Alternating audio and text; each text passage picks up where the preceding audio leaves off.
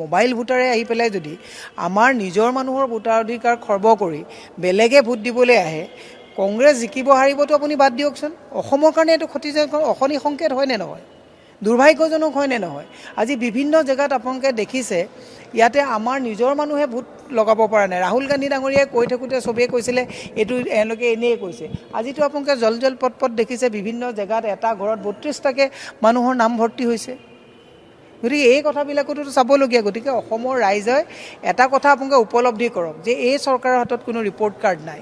Vote চুৰ কৰি তেওঁলোকে বৈতৰণি পাৰ কৰাৰ যিটো কৌশল লৈছে, চৰকাৰে যদি ইমান ভাল কৰিছে, গোটেই চৰকাৰ ধাৰত পোত খাই গৈছে আজি তাৰিখত।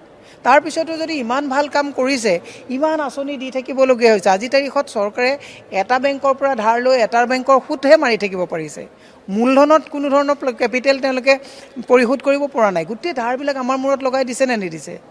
গতিকে মই এটা কথাই কৈছোঁ, হিমন্ত বিশ্ব শৰ্মাৰ চৰকাৰ যিখন হৈছে টোটেল ফ্লপ চৰকাৰ, আৰু এই ফ্লপ চৰকাৰখনে বাকী একো কাম কৰিব নোৱাৰি এওঁলোকে অবৈধ ভোটাৰ দি পেলাই মোবাইল ভোট, তাৰমানে ওপা টোপা কঢ়িয়াই অনা ভোট দি পেলাই দিলীপ শইকীয়া ডাঙৰীয়াৰ যিখন জুম মিটিং হৈছিলে, অখিল গগৈ ডাঙৰীয়াই গোটেইখন খোলাচা কৰিছে।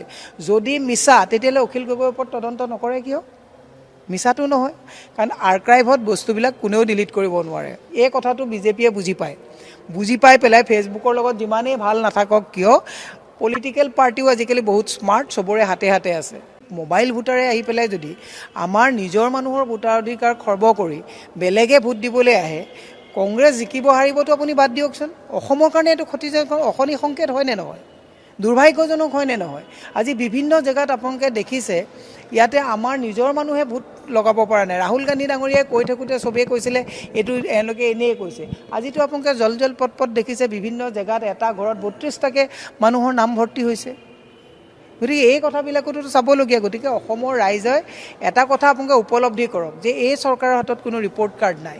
ভোট চুৰ কৰি তেওঁলোকে বৈতৰণি পাৰ কৰাৰ যিটো কৌশল লৈছে, চৰকাৰে যদি ইমান ভাল কৰিছে, গোটেই চৰকাৰ ধাৰত পোত খাই গৈছে আজি তাৰিখত।